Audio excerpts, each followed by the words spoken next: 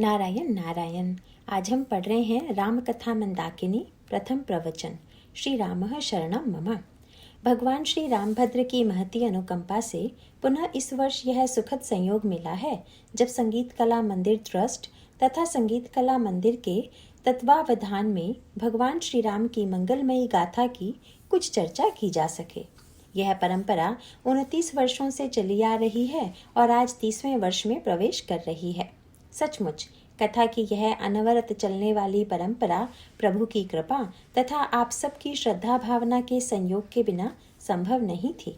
इस संदर्भ में मुझे 25वें वर्ष की भी विस्मृति नहीं होती है। उस समय ब्रह्मलीन श्री घनश्याम दास जी बिरला यहाँ आए थे और उन्होंने बड़े भावपूर्ण उद्गार श्री राम कथा के संदर्भ में व्यक्त किए थे। और आज जब हम 30वें वर्ष में प्रवेश कर रहे हैं तो कथा के प्रति उनके उद्गारों की स्मृति आना स्वाभाविक है। इससे बढ़कर के कोई प्रसन्नता और संतोष की बात नहीं हो सकती कि उनके द्वारा प्रारंभ की गई परंपरा को उनके सुपुत्र श्री बसंत कुमार जी बिरला और सौभाग्यवती सरला जी के द्वारा आगे बढ़ाया जा रहा है। और अब आइए प्रभु के प्रति नमन करते हुए इस बार जो कथा प्रसंग चुना गया है उस पर एक दृष्टि डालने की चेष्टा करें। इस बार के कथा प्रसंग में आंतरिक चित्रकूट के निर्माण के सूत्र दिए गए हैं। मानस के प्रारंभ में गोस्वामी जी ने यह कहा कि राम कथा मंदाकिनी चित्रकूट चित चारु तुलसी सुभग स्नेह बन सिय रघुबीर बिहारु। सबसे पहले इस दोहे के सरल अर्थ पर एक दृष्टि डाल लें तथा उसके पश्चात क्रमशः उसके शब्दों पर विचार करें। इस दोहे में राम कथा की तुलना मंदाकिनी और चित्त की श्री चित्रकूट के वन से की गई है। इसमें गोस्वामी जी कहते हैं कि भगवान श्री राम की कथा ही मंदाकिनी है और हमारा जो अचल चित्त है वही चित्रकूट है। या यूँ कह लीजिए कि जिस समय हमारा चित्त अचल होता है उस समय हमारे अंतःकरण में ही चित्रकूट की सृष्टि हो जाती है। और जैसे चित्रकूट में वन है इसी प्रकार से भगवत प्रेम ही वन है। पहले कथा शब्द पर मैं आपका ध्यान आकृष्ट करूँगा। कथा शब्द का सरल सा अर्थ है जो कही जाए वह कथा है, पर कथा शब्द पर जितने विस्तार से और जितने रूपों में श्री रामचरितमानस में दृष्टि डाली गई है, अगर उसको दृष्टिगत रखकर हम विचार करें तो कथा शब्द की गहराई तथा महानता पर हमारा ध्यान जाएगा। पहला सूत्र तो यह है कि कथा सेतु है। जैसे नदी के दो किनारों के बीच में यदि सेतु हो तो दोनों किनारे थोड़ी दूर रहकर भी मिले हुए होते हैं। इसी तरह से भूतकाल तथा वर्तमान काल में भी एक दूरी है। यद्यपि व्यक्ति वर्तमान में होते हुए भी भूतकाल से जुड़ा हुआ है किंतु वह प्रत्यक्ष नहीं दिखाई देता। इस प्रकार व्यक्ति के सामने यदि एक कालगत दूरी है तो दूसरी देशगत और तीसरी दूरी है व्यक्तिगत। अब आप इतिहास की घटना को पढ़ते हैं तो यह घटना किसी एक काल में घटित हुई है और वह भूतकाल था, किंतु हम वर्तमान में हैं और घटना जब घटित होती है तो भूगोल में किसी एक स्थान विशेष में घटित होती है और हम जहाँ बैठे हुए हैं उसमें देशगत दूरी भी है। इसका अभिप्राय यह है कि हम भले ही श्री अवध की चर्चा करें किंतु हम तो शरीर से बैठे हैं कलकत्ता में और कलकत्ता तथा अयोध्या के बीच देशगत एक दूरी है। इसी प्रकार से जब हम त्रेता युग की घटनाओं का अथवा पुरानी किसी घटना का वर्णन करते हैं तो मानो कालगत दूरी होती है। जब इतिहास के पात्रों का वर्णन किया जाता है तो ऐसा लगता है कि ये व्यक्ति कभी थे और आज नहीं हैं। इस तरह से ये तीनों दूरियां सर्वदा विद्यमान रहती हैं। किंतु भाई समाज में आवश्यकता देश, काल और व्यक्ति की इस दूरी को मिटाने की है। मान लीजिए कोई भूतकाल आपको बड़ा प्रिय है, कोई स्थान आपको बहुत प्रिय है अथवा किसी व्यक्ति के प्रति आपको राग है, किंतु यह सब होते हुए भी व्यवहारिक दूरी बनी ही रहेगी। परंतु दो ही ऐसे उपाय हो सकते हैं जिनसे हम उस देश, काल और व्यक्ति से अपने आप को जोड़ सकें जिसका वर्णन इतिहास में किया गया है। और वे उपाय हैं कि या तो हम स्वयं उस देश, काल, व्यक्ति के पास पहुंच जाएं या फिर उस देश, काल, व्यक्ति को हम अपने वर्तमान में ला सकें। इसका सीधा सा अभिप्राय है कि जैसे नदी के दोनों किनारों पर यदि व्यक्ति खड़े हो तो इस किनारे का व्यक्ति अगर उस किनारे चला जाए अथवा उस किनारे का व्यक्ति इस किनारे आ जाए तो दूरी मिट जाएगी। इसी प्रकार या तो व्यक्ति भूत में चला जाए या फिर भूत को ही वर्तमान में ले आवे। वस्तुतः भूत में चले जाना यह इतिहास का अध्ययन है तथा भूत को वर्तमान में ले आना यह भक्ति शास्त्र है। जब आप इतिहास पढ़ते हैं तो उस समय तक अपने आप को उस देश काल व्यक्ति से तदाकार पाते हैं, पर इतिहास पढ़ लेने के बाद आपको यह अनुभव होता है कि ये घटनाएं कभी घटित हुई थी और वे हमारे जीवन से दूर हैं। पर कथा की प्रक्रिया का तात्पर्य सर्वथा अनोखा है। इसे हम एक सरल दृष्टांत के माध्यम से समझ सकते हैं। यदि हमें किसी भूतकाल का वर्णन पढ़कर बड़ा अच्छा लग रहा है, किंतु समस्या यह है कि यह भूतकाल वर्तमान में तो नहीं आ सकता है।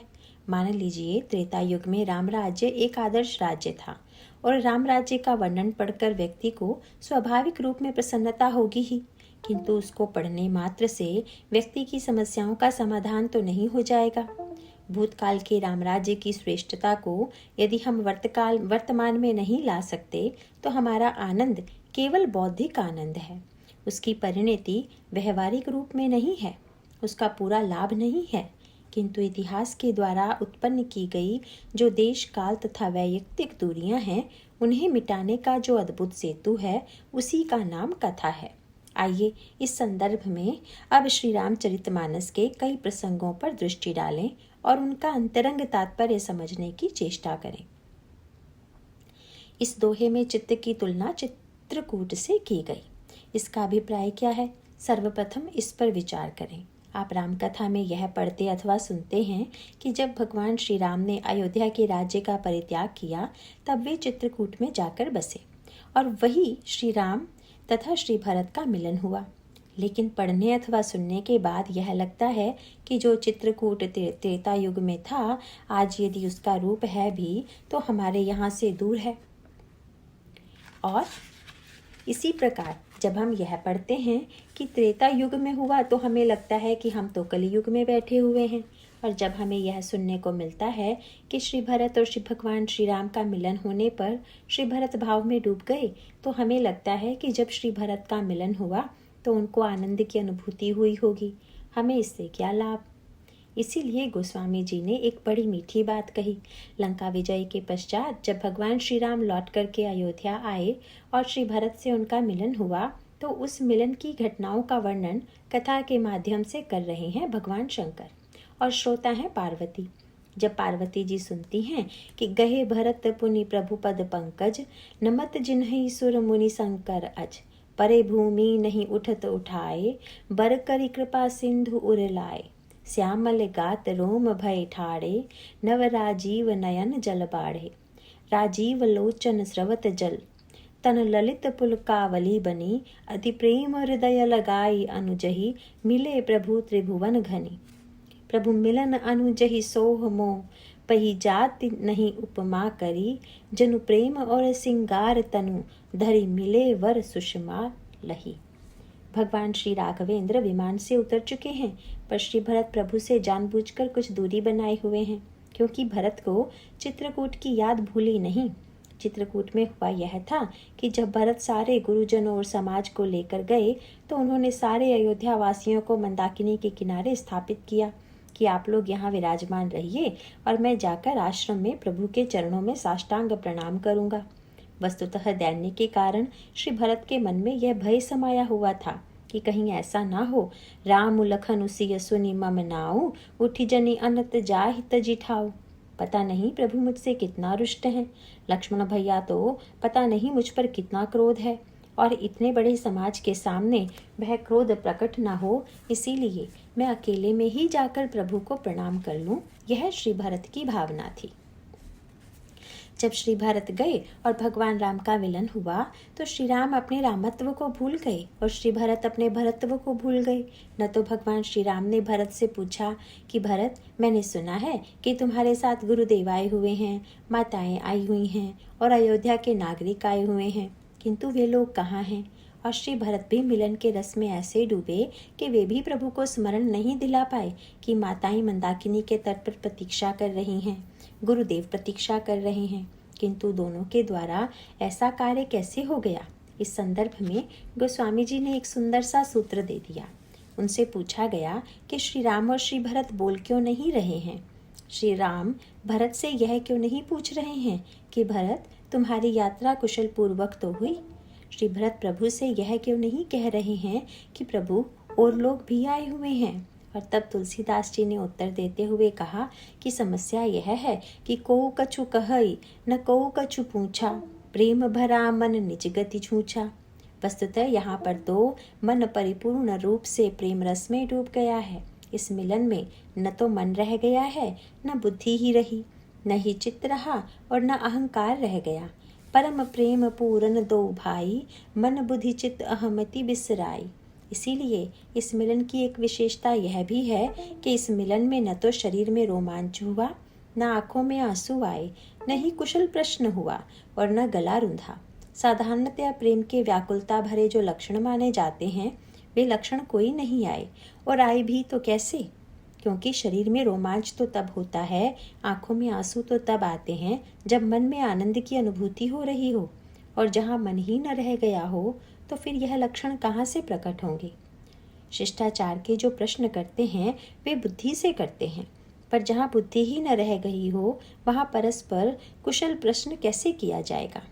और अपना मान होने पर ही, अपने मान के बाद ही व्यक्ति दूसरे से प्रश्न करता है, पर यहाँ पर तो अहम शेष नहीं रह गया है। यहाँ पर तो न तो राम को अपने रामत्व की स्मृति है और न ही भरत को अपने भरतत्व की याद है। जहाँ पर दो व्यक्ति अलग अलग हैं ही नहीं, तब मानो चित्त के संस्कार पूरी तरह से मिट गए। निर्विकल्प समाधि में जैसे चित्त शून्य हो जाता है, समाधि की ठीक वही स्थिति चित्रकूट में हो गई। और तब सचमुच ऐसा दिव्य मिलन हुआ कि जिसका वर्णन करते हुए गोस्वामी जी कहते हैं, परम प्रेम पूरन दो भाई, मन बुद्धि चित्त अहमिति बिसराई। कहु सुप्रेम प्रगट को कराई, कही छाया कविमति अनुसराई। इधर तो यह श्री भरत और भगवान राम का दिव्य मिलन हो रहा है, और उधर गुरु वशिष्ठ तथा माताएं प्रतीक्षा कर रही हैं कि इतना विलंब हो गया, अभी श्री भरत आए क्यों नहीं। लेकिन इस प्रसंग में धन्यवाद तो देना चाहिए केवट को। गोस्वामी जी ने चुनाव भी बहुत बढ़िया किया। उन्होंने कहा, तेई अवसर केवट धीरज उधरी। इस अवसर पर केवट ने धैर्य धारण किया, जिससे गोस्वामी जी से पूछा कि केवट ने धीरज धारण क्यों किया। उन्होंने कहा कि जब बाढ़ आने पर व्यक्ति डूबने लगता है तो एकमात्र केवट ही ऐसा होता है जो उस स्थिति से आपको बचा सकता है। और आज जब प्रेम की बाढ़ आई तो उसमें सभी डूब गए, लेकिन भाई यह तो केवट था। इसने किसी तरह से अपने आप को डूबने से बचाया, और केवल बचाया ही नहीं, अपितु जो डूब रहे थे उनको निकाला भी। और निकालने के लिए उपाय कितना बढ़िया किया। निकालने वाला व्यक्ति अगर बुद्धिमान न हो तो डूबने वाला इतना कसकर गला पकड़ता है कि वह बचाने वाले को भी डुबो देता है, लेकिन डूबने वाला उस समय अत्यंत घबराया हुआ होता है। इसीलिए जब भी कोई उसको बचाने के लिए कूदता है तो वह पूरी तरह से उसको पकड़ने की चेष्टा करता है, और उसका परिणाम यह होता है कि बचाने वाला भी डूब जाता है। केवट को लगा कि कहीं हम भी इसमें न डूब जाएं, इसीलिए उसने बड़ी चतुराई से इन लोगों को निकाला। वैसे डूबने वाले को बचाने की एक पद्धति है जिसमें दूर से कपड़ा फेंक दिया जाता है, और डूबने वाला व्यक्ति जब उसे पकड़ लेता है तो सामने वाले एक या दो व्यक्ति खींचकर उसे बचा लेते हैं। केवट ने भी यही उपाय किया। उसने शब्दों की एक बड़ी सुंदर रस्सी बनाई और उस रस्सी में खींचने वालों को जोड़ दिया, और वह शब्दों की रस्सी बनाते हुए केवट ने प्रभु से कहा, नाथ साथ मुनि नाथ के, मातु सकल पुर लोग, सेवक सेनप सचिव सब, आए विकल वियोग। महाराज, गुरुजी भी आए हुए हैं। उसका अभिप्राय था कि जब गुरुजी का नाम सुनेंगे तो प्रभु प्रेम के स्थान पर विवेक में स्थिर हो जाएंगे। अगर खींचते समय स्वयं डूबने का डर हो और बाहर अगर कोई बहुत भारी वस्तु हो तो उसको पकड़ लेना चाहिए, जिससे कि स्वयं खींच जाने का डर नहीं रहेगा। और गुरु का तो अर्थ ही होता है भारी, इसीलिए सबसे पहले गुरुजी का नाम लिया, उसके पश्चात फिर प्रेम की भी स्मृति दिलाई। नाथ साथ मुनि नाथ के, मातु सकल पुर लोग, सेवक सेनप सचिव सब, आए विकल वियोग। केवट ने माताएं, सेवक, सेनापति, मंत्री आदि का नाम लेकर शब्दों का एक ऐसा रस्सा इस प्रकार जोड़ा कि जिसमें राजनीति, प्रीति, धर्म, मर्यादा तथा विवेक सभी दृष्टि विद्यमान है। केवट ने कहा, प्रभु, सब लोग आपकी प्रतीक्षा में हैं। और सचमुच शब्द सुनते ही भगवान श्री राघवेंद्र उस प्रेम समुद्र से निकलकर गुरु वशिष्ठ की ओर भागे। शब्द भी यही है, सील सिंधु सुनि गुरु आगवनु, सिय समीप राखे रिपुदवनु, चले सबेग रामु तेहि काला, धीर धर्म धुर दीन दयाला। गोस्वामी जी कहते हैं कि अब प्रभु बदल गए। पहले जो श्री राम श्री भरत से मिलने गए थे वे दूसरे नाम थे, और अब जो गुरु वशिष्ठ की ओर दौड़ रहे हैं वे दूसरे हैं। जब श्री भरत से मिलने के लिए प्रभु बढ़ रहे थे तब गोस्वामी जी ने कहा था कि ये राम तो प्रेम में अधीर राम है, उठे राम सुनि प्रेम अधीरा। और गुरु वशिष्ठ का नाम सुनकर जो राम चले उनका परिचय देते हुए कहा कि ये धीर राम है, धीर धर्म धुर दीन दयाला। इस प्रकार मानो एक अधीर राम है तथा दूसरे धीर राम हैं।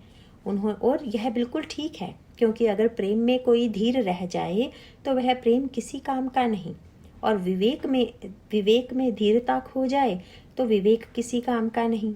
मानो प्रेम की सार्थकता अधीरता में है और विवेक की सार्थकता धीरता में। श्री भरत से मिलन प्रेम का मिलन था, इसीलिए अधीरता थी।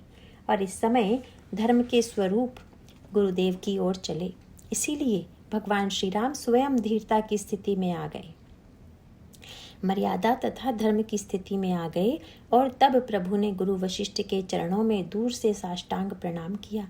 गुरुदेव ने उन्हें आशीर्वाद दिया और अन्य सभी लोग भी प्रभु का दर्शन पा करके धन्य हो जाते हैं। वर्णन आता है कि भगवान श्री राम जब लंका विजय के पश्चात लौटकर अयोध्या आए, उस समय श्री भरत के समान प्रसन्नता भला किसको हो सकती थी। परंतु श्री भरत प्रभु से मिलने के लिए सबसे आगे नहीं बढ़े। वस्तुतः श्री भरत अत्यंत शीलवान हैं और प्रभु की मर्यादा की रक्षा की उनको सर्वाधिक चिंता है। एक बार जो घटना हो गई उसके कारण वे सोचते हैं कि अरे, मेरे कारण प्रभु भी विस्मृत हो गए और मैं गुरुजी तथा माताओं को भूल गया। इसीलिए श्री भरत ने इस बार यह निर्णय कर लिया कि इतनी अधीरता नहीं आनी चाहिए। यदि अकेले हों और पूरी तरह बेहोशी आ जाए तो कोई बात नहीं, लेकिन जहाँ सारा समाज है वहाँ पर तो मर्यादा की मुख्यता होनी ही चाहिए। इसीलिए जब प्रभु पुष्पक विमान से उतरे तो श्री भरत आगे नहीं बढ़े। यद्यपि प्रभु श्री भरत को ढूंढ रहे हैं, पर श्री भरत जानबूझकर छिप रहे हैं कि जब सब लोग प्रभु से मिलकर संतुष्ट हो जाएं, उसके पश्चात मैं प्रभु के चरणों में प्रणाम करूं। यह श्री भरत की भावना है। गोस्वामी जी ने कहा कि विमान से उतरने के पश्चात भगवान श्री राघवेंद्र ने देखा तो सबसे पहले गुरु वशिष्ठ सामने दिखाई पड़े और मर्यादा में स्थित भगवान श्री राम ने गुरुदेव के चरणों में साष्टांग दंडवत किया, समस्त ब्राह्मणों को प्रणाम किया। वामदेव वशिष्ठ मुनि नायक, देखे प्रभु मही धरि धनुषायक, धाई धरे गुरु चरण सरोरु, अनुज सहित अति पुलक तनोरु, भेंटि कुशल बूझी मुनि राया, हमरे कुशल तुम्हारी दाया, सकल द्विजन मिली नायु माथा, धर्म धुरंधर रघुकुल नाथा।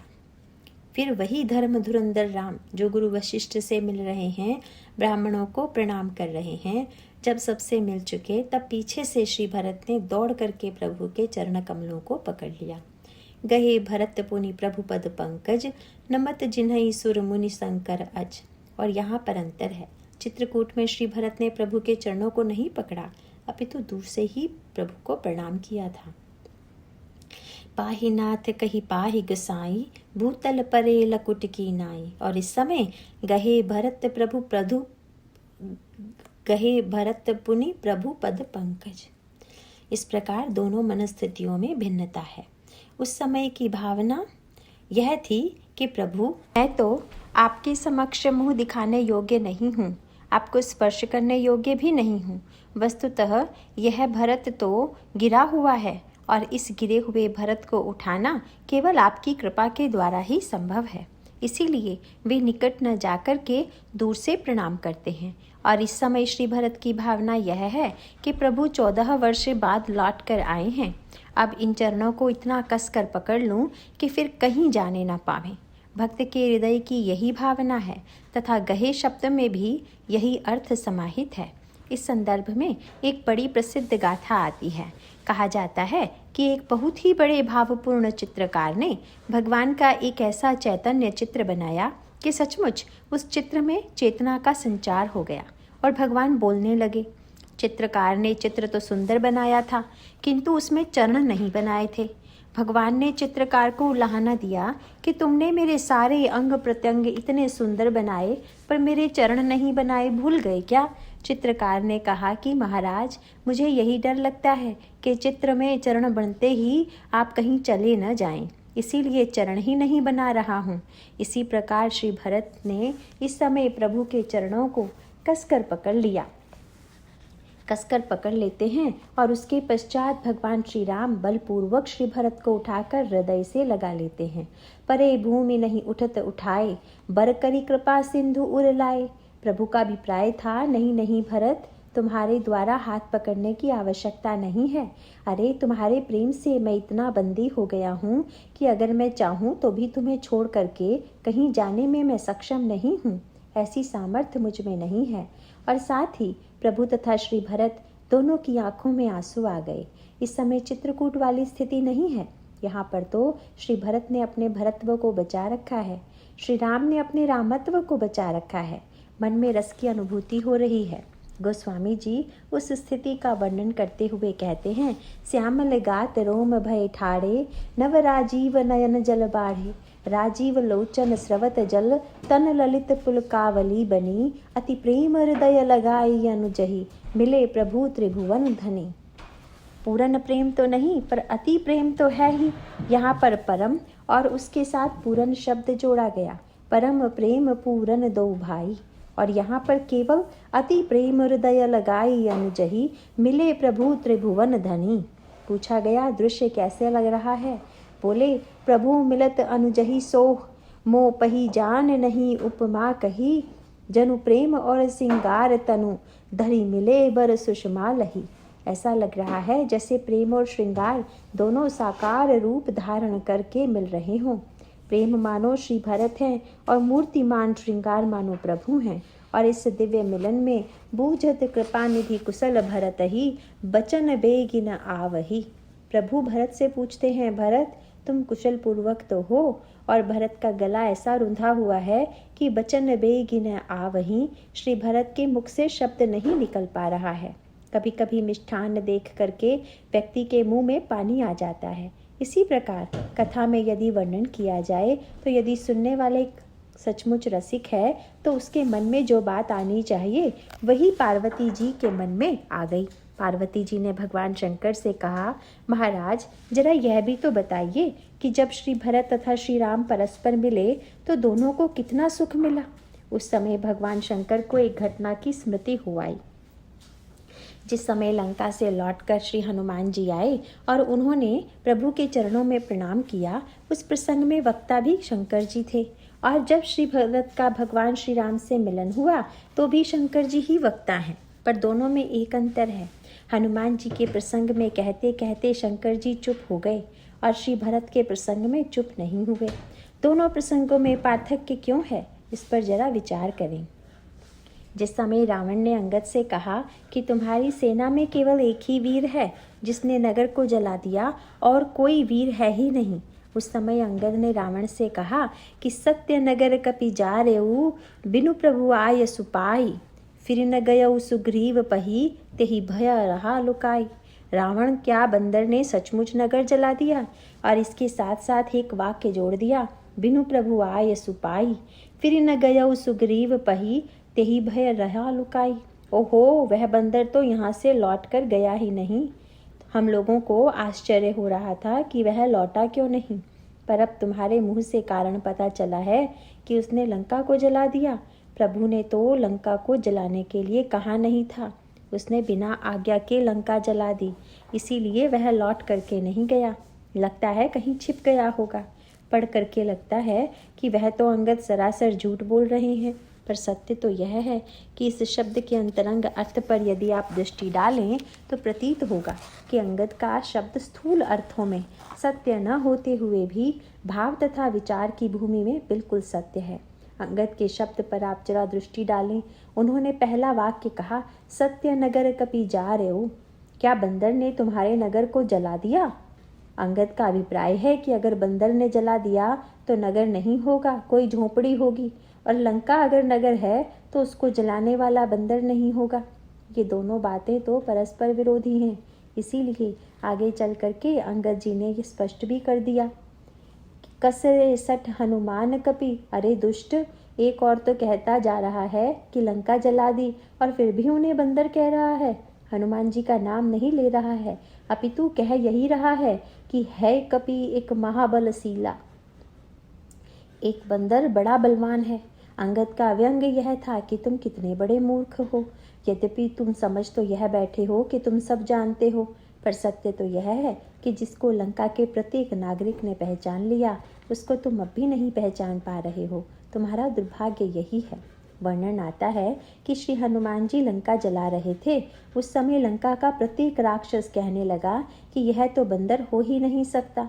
हम जो कहा यह कभी नहीं होई, बानर रूप धरे सुर कोई। अंगद ने कहा कि सारे नागरिक तो जान गए, लेकिन तू ही एकमात्र महापंडित होकर भी रह गया।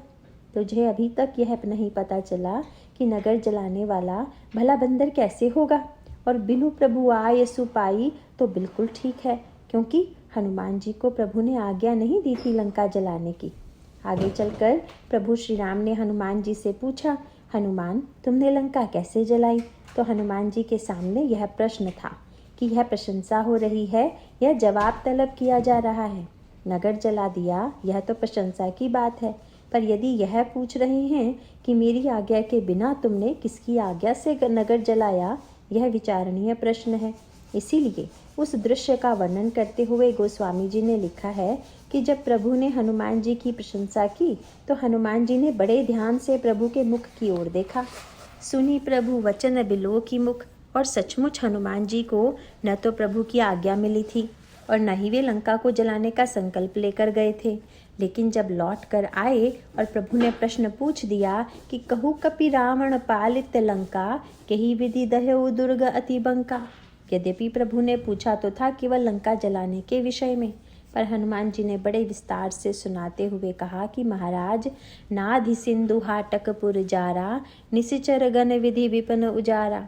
समुद्र लांघा गया, लंका जलाई गई, राक्षस मारे गए और बाग उजाड़ा गया। प्रभु ने जब सुना तो हनुमान जी की ओर देखकर मानो जाना चाहा कि लगता है या तो वक्ता से घटनाओं के क्रम में भंग हुआ है और या फिर तुमसे भूल हुई है, क्योंकि इसके पहले जाम्बवान जी ने हनुमान जी के दिव्य चरित्र की कथा प्रभु को सुनाई थी। पवन तनय के चरित सुहाए, जामवंत रघुपति ही सुनाए। जाम्बवान जी ने यह बताया था कि समुद्र लांघने के बाद हनुमान जी वाटिका में गए, वहाँ पर वाटिका को उजाड़ा, फिर राक्षसों को मारा और अंत में लंका को जलाया। किंतु हनुमान जी ने जब सुनाया तो कहा कि समुद्र लांघा गया, लंका जलाई गई तथा बाद में राक्षस मारे गए। यद्यपि लगता तो यही है कि या तो कहने वाले से भूल हो रही है या स्वयं काम करने वाले से भूल हुई है, पर इस वर्णन के पीछे हनुमान जी का भाव बड़ा मीठा था। उन्होंने कहा, महाराज, जो बाहर से देखेंगे उनको तो लगेगा कि बाग उजाड़ने के बाद लंका जलाई गई, पर मैं जानता हूँ कि बाग बाद में उजड़ा, राक्षस बाद में मरे, किंतु लंका पहले जल गई, क्योंकि आपने मुझे लंका जलाने की आज्ञा तो दी नहीं थी, कोई योजना तो थी नहीं, और मैं तो अशोक वृक्ष पर बैठा हुआ केवल यह विचार कर रहा था कि मैं क्या करूं। करई विचार करो का भाई। पर ठीक उसी समय मेरे प्रश्न का उत्तर आपने बड़े विचित्र ढंग से दे दिया। वस्तुतः आपने मेरे प्रश्न का उत्तर स्वयं न देकर दूसरों से दिलवाया। मैं स्वयं अपने आप से पूछ रहा था और आप उत्तर दिलवा रहे थे, और यह उत्तर हर प्रकार से अनोखा था। श्री हनुमान जी ने कहा, प्रभु, जिस समय मैं करई विचार करो का भाई में डूबा हुआ था, उसी समय रावण आ गया। रावण को देखकर मुझे लगा कि यह कैसे आ गया, क्योंकि यह तो विरोधी है, पर लगता है वह अपने मन से नहीं आया था। अपितु आपने मेरे प्रश्न का उत्तर देने के लिए ही रावण को भेजा था, क्योंकि रावण मेरे सामने ही अपनी रानियों को सुना करके श्री किशोरी जी से कहने लगा कि यदि तुम एक बार मेरी ओर दृष्टि डाल दो तो इन समस्त रानियों को तुम्हारी दासी बना दूंगा, यह मेरी प्रतिज्ञा है। तब अनुचरी करऊं पन मोरा, एक बार बिलो कुमम ओरा। किंतु उस समय जब माँ ने दृष्टि उठाकर भी रावण की ओर नहीं देखा तो मेरे मन में यह प्रश्न आया कि माँ की दृष्टि पाने का उपाय क्या है, क्योंकि माँ तो मुझे पहचानती नहीं, वे भला मेरी ओर देखेंगी कैसे। उन्होंने जब रावण की ओर नहीं देखा, संसार के इतने बड़े ऐश्वर्यशाली के समक्ष जब नहीं देखा, तो मेरे सामने स्वाभाविक यह प्रश्न आया कि फिर माँ मेरी ओर कैसे देखेंगी। किंतु उत्तर मुझे तत्काल मिल गया, और वह उत्तर यह था कि यद्यपि माँ ने रावण की ओर तो नहीं देखा, पर तृणधरी एक तिनके को किशोरी जी ने हाथ में उठा लिया। बस मैं समझ गया कि तिनका बने बिना माँ की कृपा दृष्टि प्राप्त नहीं होती। कृपा दृष्टि यदि पाना है तो तृण बन करके ही प्राप्त होगी, बड़े बन करके नहीं मिलेगी।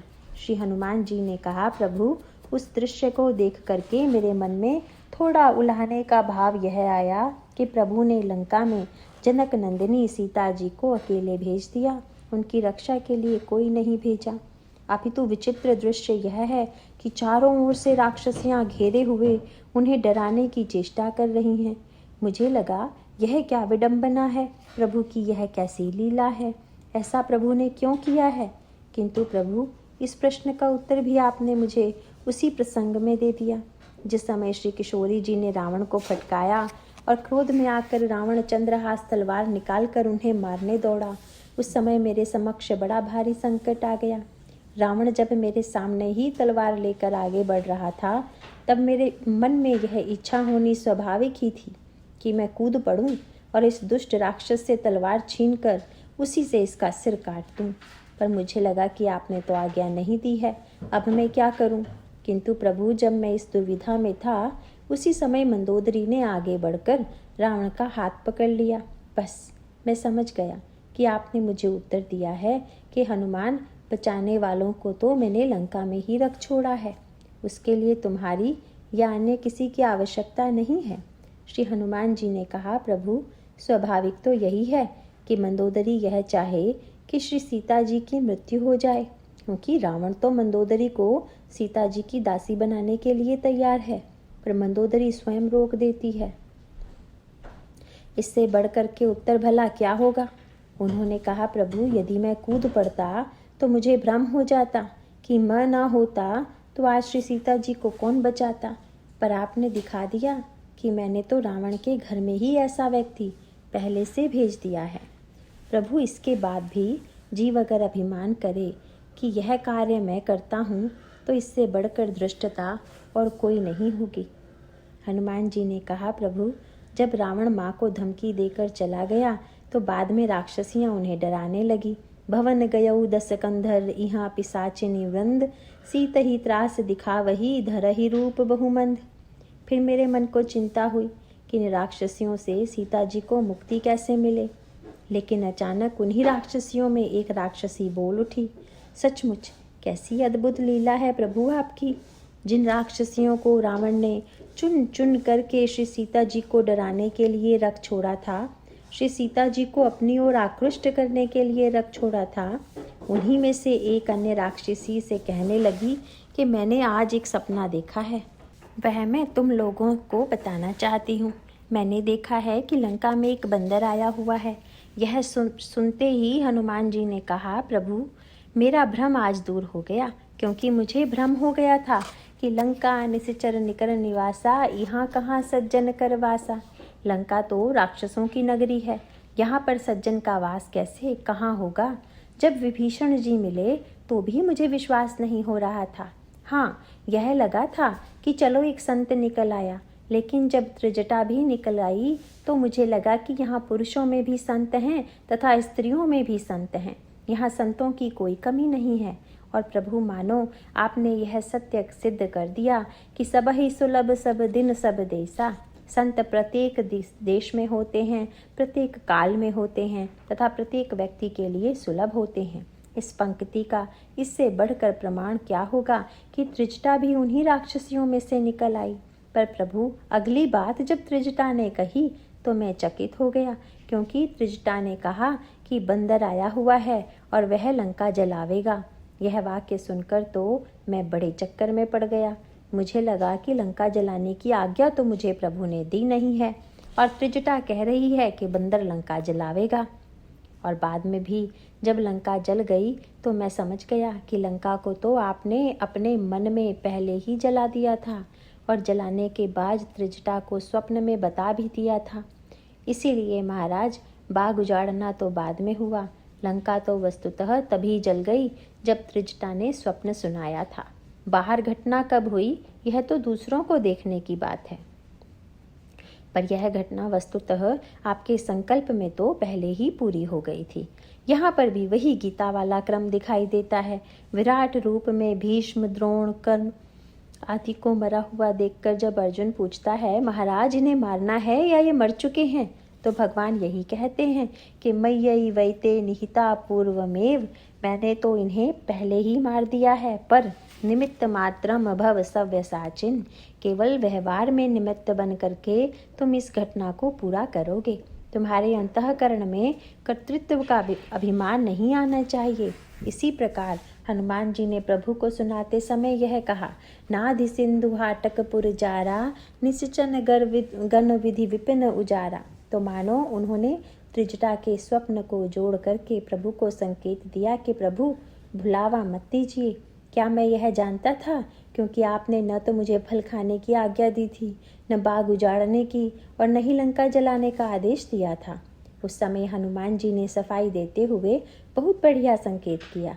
उन्होंने कहा, प्रभु, जब मैंने श्री किशोरी जी का दर्शन किया तो मुझे लगा कि श्री किशोरी जी आपसे अभिन्न हैं, और सत्य भी यही है, क्योंकि गिरा अरथ जल बीच सम, कहियत भिन्न न भिन्न। ऐसी स्थिति में आज्ञा चाहे उनसे मिले अथवा आपसे मिले, वस्तुतः आज्ञा तो आप ही की मानी जाएगी, और मुझे लगा भी यही। वैसे भी भूख की बात तो पिता से कहने में इतनी सुविधा नहीं है जितनी माँ से कहने में होती है। इसीलिए मैंने माँ से पूछ लिया था कि क्या मैं ये फल खा लूँ। भगवान राघवेंद्र पूछ सकते थे कि फिर तुमने बाग कैसे उजाड़ दिया, तो हनुमान जी ने कहा कि प्रभु, मैंने बाग थोड़े ही उजाड़ा, मैंने तो माँ से फल खाने की आज्ञा पाई, और बाग उजड़ना तो रावण की वाटिका के फल खाने का फल था। हनुमान जी का अभिप्राय था कि महाराज, माँ की कृपा से एक बार जब जीव के हृदय की भूख शांत हो जाए, भोजन से शक्ति आ जाए, और शक्ति आने के बाद भी अगर रावण का बाग न उजड़ा, मोह की वाटिका न उजड़ी, तो फल खाने की शक्ति ही क्या मिली। वस्तुतः फल की तो विशेषता ही यही है कि उसको पाक लेने के पश्चात ऐसा लगने लगता है कि अब किसी से भयभीत होने की आवश्यकता नहीं है। भगवान श्री राघवेंद्र ने जानना चाहा कि लंका कैसे जलाई। हनुमान जी ने कहा कि महाराज, आप तो जानते ही हैं कि मैं तो रावण की सभा में स्वयं गया भी नहीं, अपितु ले जाया गया, क्योंकि मेघनाथ नागपाश में बात करके मुझे ले गया था। इस कार्य के पीछे हनुमान जी का उद्देश्य यही था कि प्रभु, जहाँ तक आपकी अथवा माँ की आज्ञा थी वहाँ तक तो मैं खुला हुआ था, अब आगे मैं बंधा हुआ हूँ, अब जो कराना हो वह आप कराइएगा। मैं कुछ नहीं जानता, लंका जलनी है कि नहीं जलनी है वह आपका कार्य है। बंधा हुआ व्यक्ति तो स्वतंत्र है नहीं, इसीलिए मैं प्रतंत्र हो करके गया।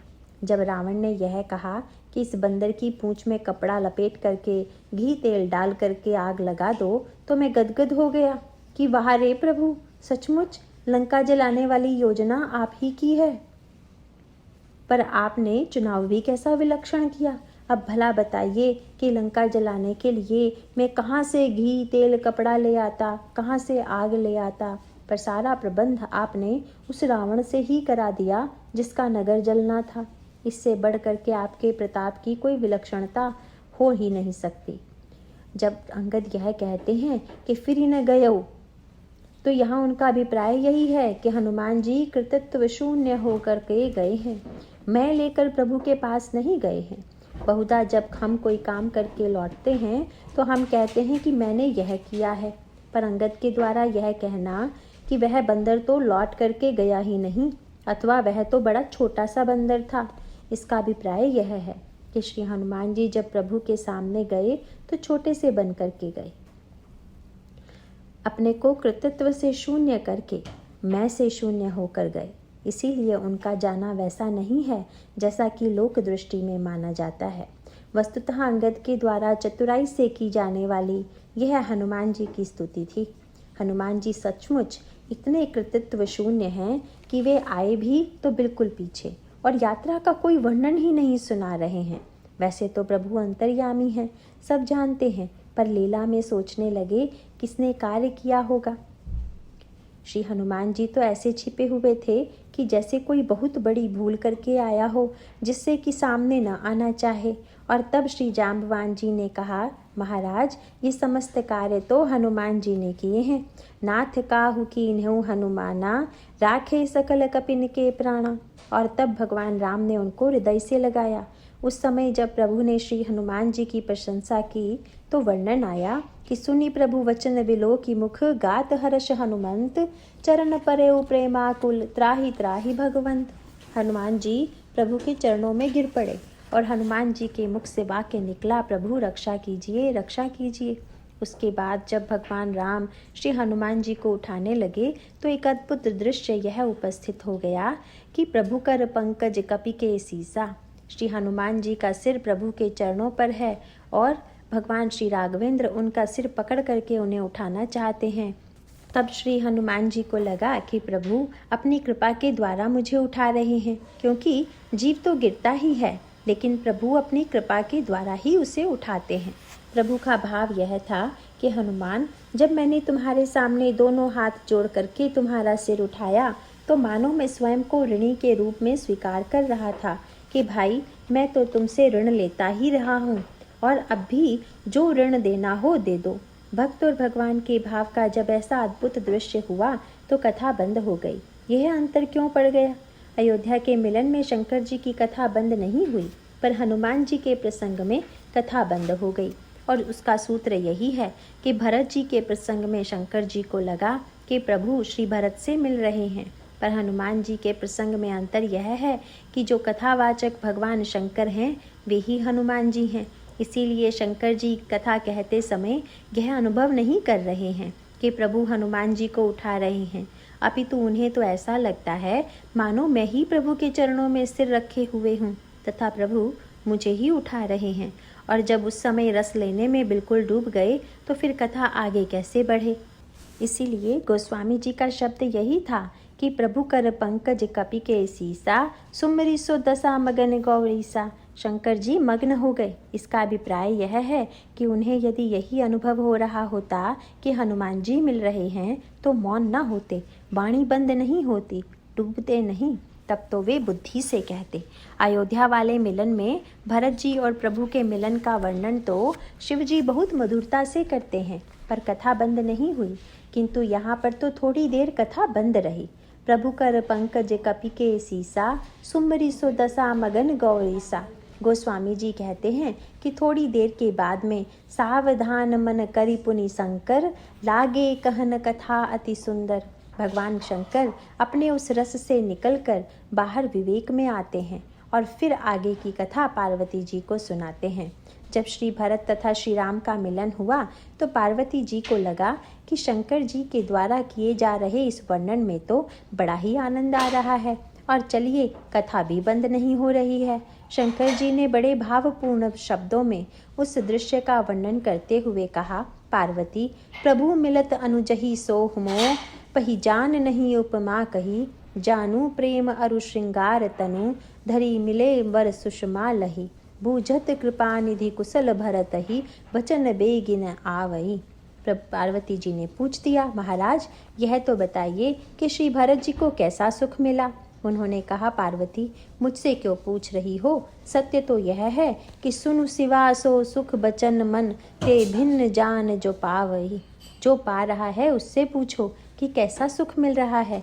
उनका अभिप्राय यह है कि मिल रहे हैं भरत से, आनंद आ रहा है भरत को। मैं तो देखकर तुमको केवल सुनाई दे रहा हूँ, पर उसकी सच्ची अनुभूति तो भरत को ही हो रही है।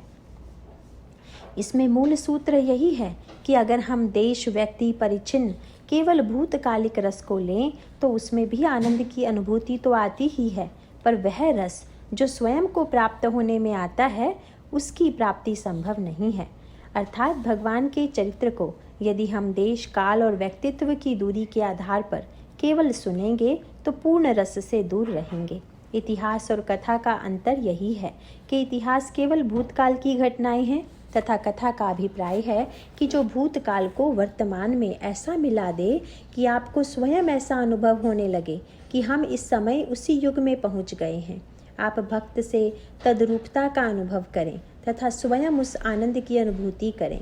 मानव कथा का अभिप्राय है कि जो इतिहास के भूतकाल को वर्तमान में लाकर हमारे जीवन से मिला दे, एकाकार कर दे।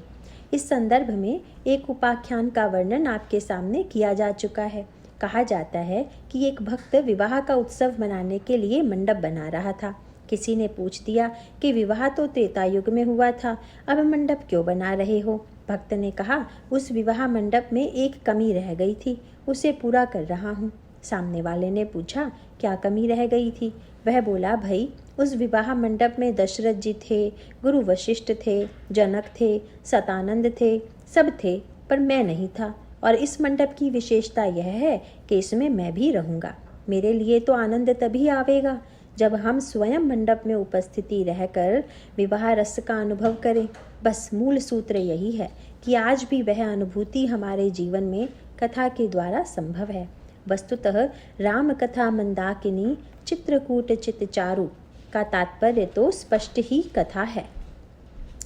अगर आप चित्रकूट की यात्रा करें भी तो साल में 2-4 बार ही कर सकते हैं, पर कथा के द्वारा आप चाहें जब चित्रकूट में पहुंच जाएं, चाहे जब मंदाकिनी में स्नान कर लें, चाहे जब आप कामता नाथ जी की परिक्रमा कर लें, चाहे जब भगवान राम और सीता से मिल लें।